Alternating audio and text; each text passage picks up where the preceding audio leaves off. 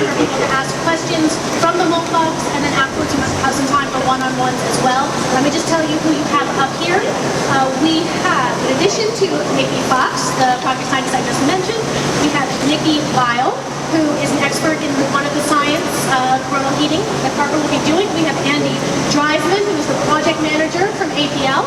We have Betsy Congdu, who leads what we call the thermal protection system. She's the engineer for that. That's really the heat shield, that she is available to talk about that technology. We have Noor Rawafi, who is the deputy project scientist. We have Kazui Takahashi with the project science team. And we have Adam Zaldo, who's the mission scientist here at NASA, who is also an expert in the solar wind and can talk to that. With no further ado, here is Nikki Fox, and afterwards I'll come back up and I'll take questions for anybody you want to talk to.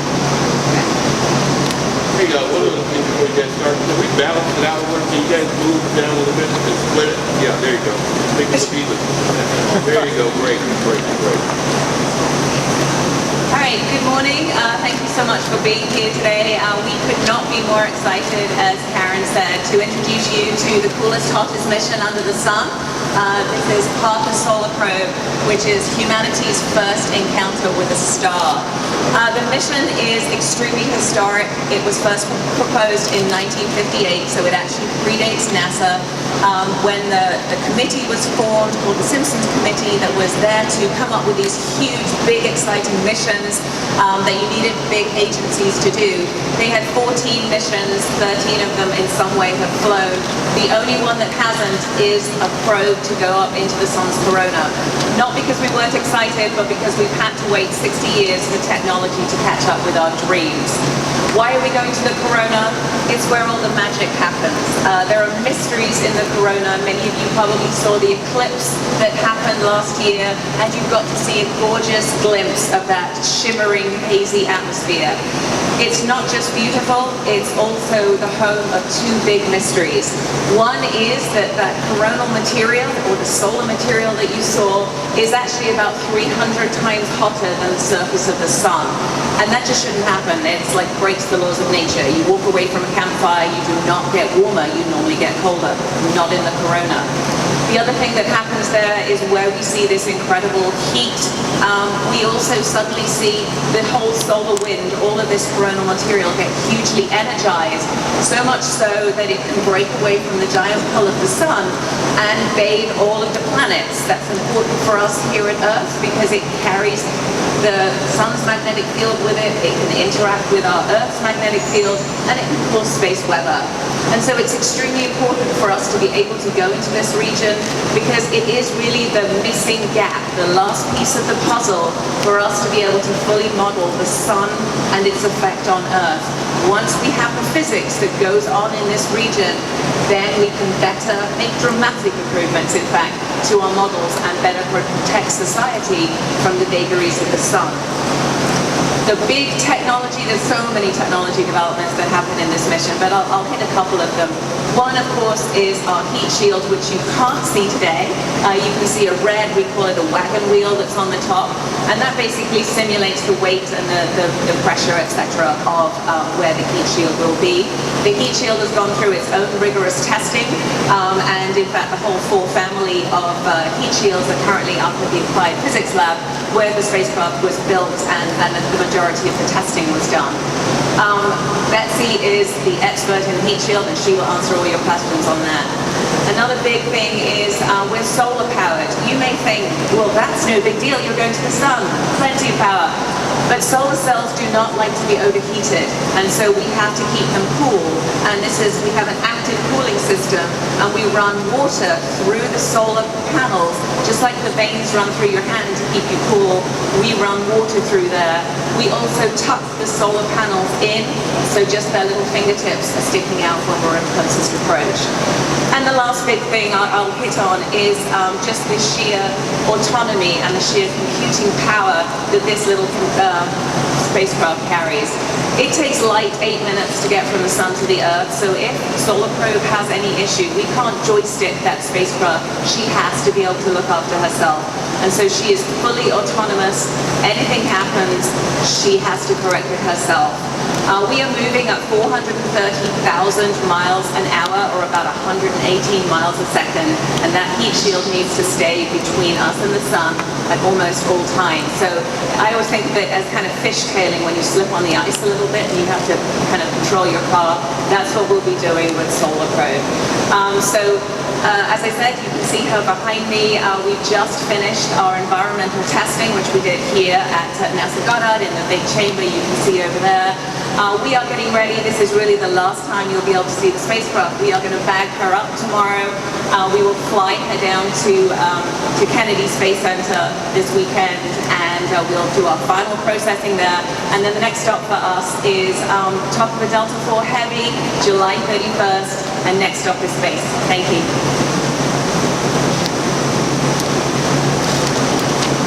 And we will take questions. Anybody? How long is it going to take to get there, and how hot is it going to get for the shield? Okay, so we are moving very fast. I mentioned that, yeah? So 6 weeks after we launch, we will encounter the planet Venus. We actually use Venus to do gravity assists. But unlike, say, New Horizons that did a big gravity assist at Jupiter and went faster, we're actually using Venus to kind of slow us down a little bit. It's more like doing a little handbrake turn, because we don't want to travel around the sun with the Earth's orbit. We want to go on our own towards the sun. So 6 weeks to Venus. 6 weeks after that, we are in the sun's corona. So it is an incredibly busy 3 months for the spacecraft and the instrument teams to get everything up and working. We will be in the region of the 3 million degree plasma. There's a difference in temperature and heat, so you think 3 million degrees, oh my goodness. There aren't an awful lot of particles there. It's not particularly dense, so if you think about putting your hand into an oven that's set at, say, 400 degrees, you won't burn yourself unless you touch the surface. And so the amount of particles that are actually going to touch the heat shield, I am not allowed to say only 2,500 degrees Fahrenheit, because Betsy is right next to me. But it will be 2,500 degrees Fahrenheit, 1,400 degrees centigrade on the front side. The instruments that sit in the main body of the spacecraft, they are at what I call a Nicky comfortable room temperature, which is about 82 degrees Fahrenheit. What new information are you hoping the spacecraft will provide? What burning questions will it answer? Many burning questions, and probably mostly burning questions we haven't thought of yet. But the big ones that we're going after are really what causes this incredible heating in the sun's corona? Why does it suddenly get so much hotter? And then, why is the solar wind born? It's the solar wind itself is very mysterious. It is kind of continually accelerated.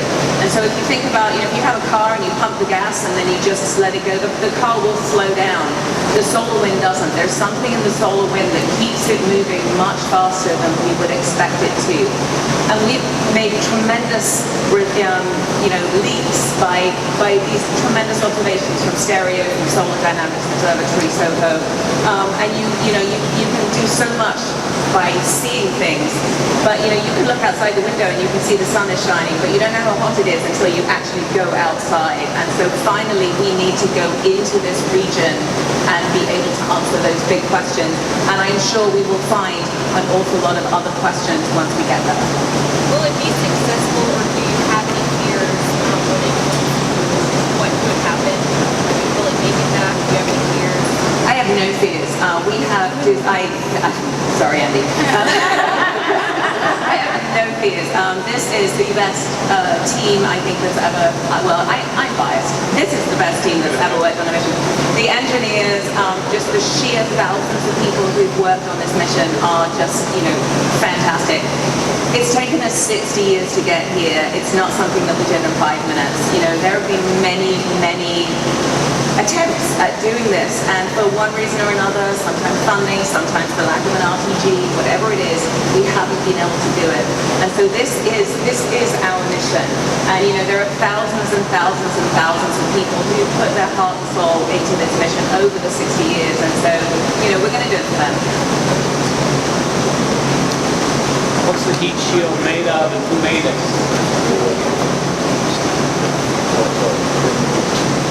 So the heat shield is various forms of carbon. It's a lot like a honeycomb panel you might find in an airplane, or actually the spacecraft itself has honeycomb panels. So you have two face sheets and they're carbon-carbon, which is basically a superheated version of graphite epoxy you might find in your golf clubs or your tennis rackets. And then in between there's a carbon foam. And it's all bonded together using basically a carbon slurry. And it was, the main heat shield body was built at Carbon Advanced Technologies in Texas. And the white coating that goes on the front of the heat shield, which keeps it cool, the white coating was specially developed actually between the Applied Physics Lab and the JSU Whiting School specifically for this mission. Basically the coating helps you. It's a little better to be in a white car on a hot day than a black car on a hot day. So just reflecting a little bit more energy, and that was sprayed on at plasma processes in Alabama. Yes, here is a sample.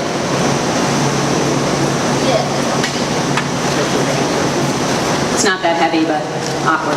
Okay, so this is actually a sample of the heat shield. That's fine. So as I mentioned, we have the two face sheets, which are the composites, and then the foam in the middle. So you're actually getting to see a cutout of this. And the face sheet is actually laid up all in one piece. These are the connection points to the rest of the spacecraft. It connects the titanium truss, which you actually see on the spacecraft right now. It's about 8 feet in diameter. We like to call it our 8-foot frisbee. And it's 160 pounds or so. The mass of this mission, Nikki mentioned how fast we are going, and that's all driven by how much energy it takes to actually get it off the Earth. And so everything on this spacecraft is, every ounce, every penny is thought about. And so the heat shield being very low mass was a critical feature in making this possible. Yes, is there any special for coronal mass injection? I'm going to take a crack at what I think you said. Did you say, is there any special protection in case of coronal mass ejections? Okay. So the whole mission is designed to see the full range of solar activity. Obviously you learn a lot when you see a quiet sun. I often get asked, are you worried about seeing a big coronal mass ejection when you're close? I say, no, I'm worried about not seeing one when we're close. I want the sun to be active. We have designed for the radiation, the heat, the pressure, everything you can think of. We've modeled coronal mass ejections. We've modeled what they will do to the spacecraft. So I'm more worried about not seeing one. Yeah, we actually do. As Nora just said, we want to get hit by one if possible. Yes. You talked about an active cooling system. How can you possibly store enough water in there? I think of water and heat and evaporation. Oh, where is Jack? I can get somebody to talk to you all about this because he is phenomenal. But I do actually know the answer to that because I just asked him the other day. And it is, we carry 1 gallon, just about 1 gallon of water in the spacecraft. We're actually more worried about it freezing than we are about it getting hot because I mentioned we use Venus and so our orbits are highly elliptical. We go very close and then we come out around Venus and we do it 24 times. So, but the water it's a completely contained system. It flows through and then you see on the spacecraft there are black sort of fin-like structures. They are actually the radiators and they are there to get rid of all of the heat from this water, and so it is continually kind of circulated through, and so it's just a gallon. We all thought it was going to be a lot more, but it's just a gallon. Betsy mentioned how important weight is. We're always on a diet. We weren't allowed to put any more on. Like your cotton for the... Ready to do one-on-ones? Yeah. Anybody else? All right, then we will. One more question. One more question. On this team, whatever, do you have biologists, whatever, who are studying this whole thing with the corona? You said for this year. Are they looking at the effects of whatever of planet Earth, the plants, the effect on us with the sun? You say it's hot. You don't understand people why it is. Is that one of the studies? Is that what you're going to be looking at? So it's really more on the space weather and the the applications to technology. The coronas there, we kind of know the effect of the sun and photosynthesis and what that does to the planets, to the plants, I'm sorry. Scientist slip there. If you look at the effects of the solar cycle, you can see the changes in the growth in tree rings. You can see changes in the formation in the ice sheets. So we do know that there is a very profound effect of space weather on sort of life on Earth, and that we will be providing the data for people who are very specialists in those fields to take a look at and see what they can. So basically this mission is just the technology, the advanced technology, not the studying or plants that are on Earth or the effect of man. It's just technology. It's to answer fundamental questions about the sun and our star and the effects of the star on life and society.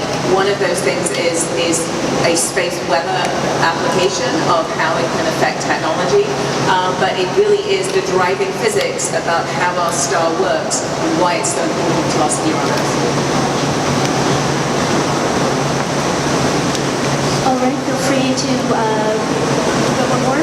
Is there any scenario where this gets back to Earth, or is it just going to get closer and closer to the sun until it gets too close? Yeah, that's a great question. So no, it won't come back to Earth.